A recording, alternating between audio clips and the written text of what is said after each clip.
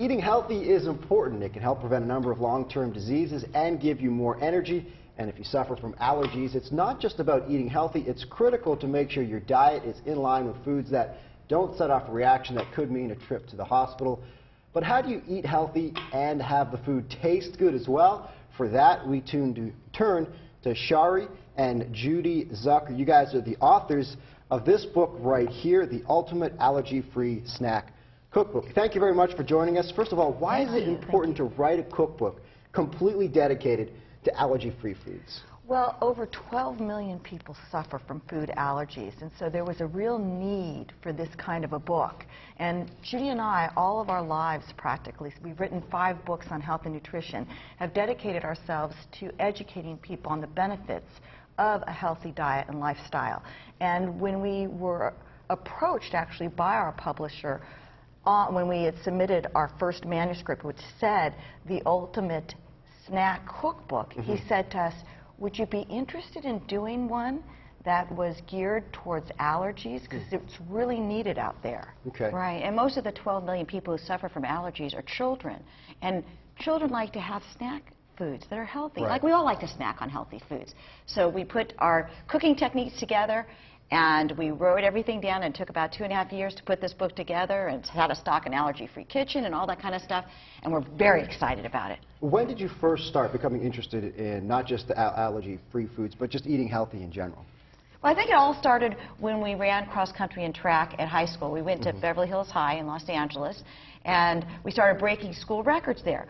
We felt fantastic about exercising, but we wanted to even excel further, so we started experimenting with foods, and that was how we got into the kitchen and finding whole grain foods gave us more energy than refined foods, and also it was a mixed blessing because our mother was a horrible cook. And I mean, eggshell omelets were her specialty, and burnt toast. So our father kept on coming home earlier and earlier for dinner when he started seeing that we were making all the meals, so it was really fantastic. So we really, and then also our father, who's a public relations man, Erwin Zucker, what he did was he would take us along, because we were little kids, to his conventions he'd go to, health conventions, and we'd see all these people talk, and it made sense to us what they were saying, whether it be about vegetarianism or eating healthy or cutting down on fats, really about preventive medicine. So that's how it all started. So when we were 17, we started getting very health conscious. And we wrote our first book then. Okay. Yeah. I want to switch gears a little bit, and this might be self-explanatory, but explain your nickname, Double Energy Twins. The Double Energy Twins, Bing and Bang. Okay, well, we're not even sure we really liked that name, to be honest with you, but it became part of who we are. We didn't mind because, see, here's the thing. When you're a twin, people take a double take.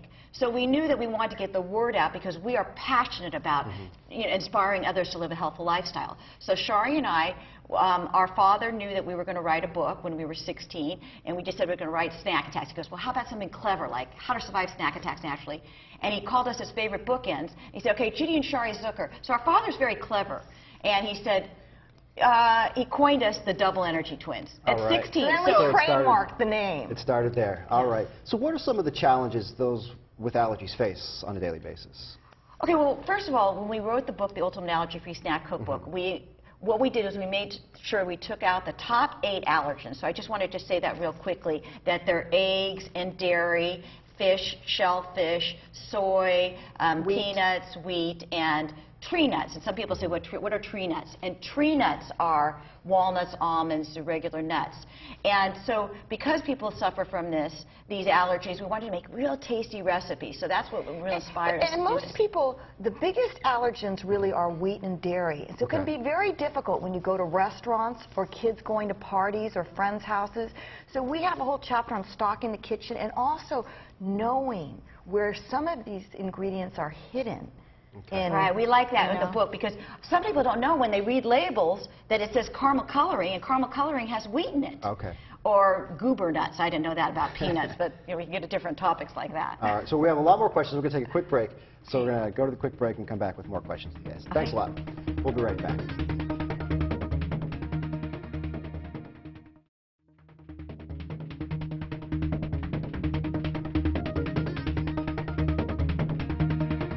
We're back. with Shari and Judy Zucker. They're the authors of the Ultimate Allergy-Free Snack Cookbook, over 100 kid-friendly recipes. Are kids the ultimate test to determine whether something is tasty? Well, kids are honest. Come on, they're brutally honest. So if things don't taste good, you'll know right away. But they are pretty much the ultimate test. Right, and also I want to say when it comes to children and snacking, it would be a good idea to take them with you to the grocery store or start an organic garden. Shari and I love being here in Santa Barbara because there are the farmers markets, and we attend them all week because we love getting fresh, local, organic. When the kids participate in the food-making process or even growing the garden, they're more interested in eating those foods.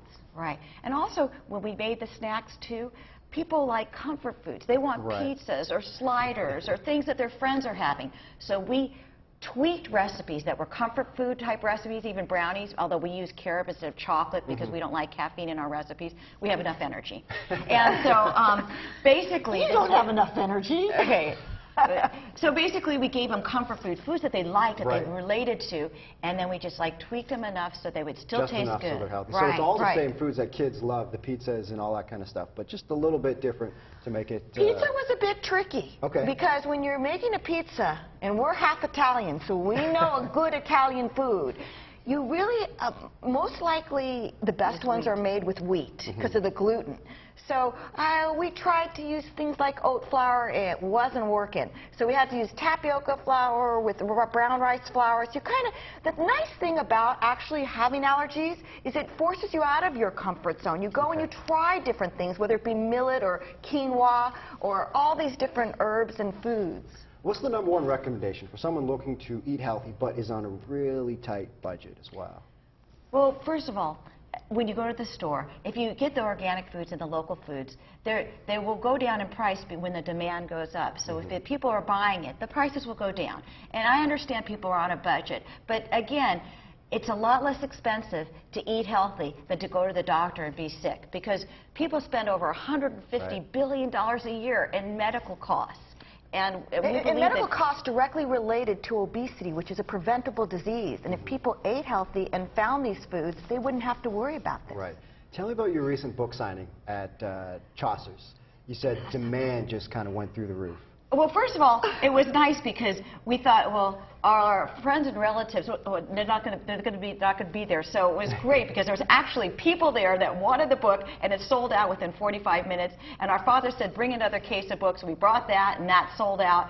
And so there is a demand there. People want healthy, good-tasting foods that are allergen-free. And see, this goes beyond because there's no wheat in the recipe. So people who have a gluten-free diet can get the book. People who also have peanut allergies. Or people that are vegans, or people that are diabetics, or people that are recovering or preventing cancer.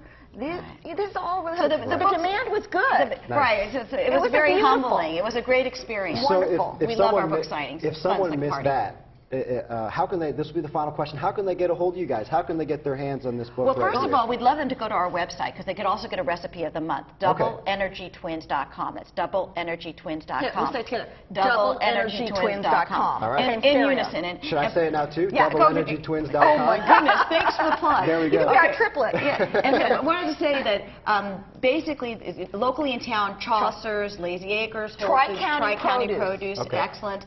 Amazon's sold out the first week it was out. It was really wonderful. So there is a demand. And the reviews are great on our book. Publishers Weekly wrote a wonderful review, and we're getting 5-star reviews from Amazon. And these reviews are being written by people we don't know, right? Perfect. All right. Well, thank you very much for coming in and joining us. It is the Ultimate Allergy-Free Snack Cookbook, designed for kids, but any one of us. Oh, adults have them too. All right. Thanks a lot for coming in. Thank you so much.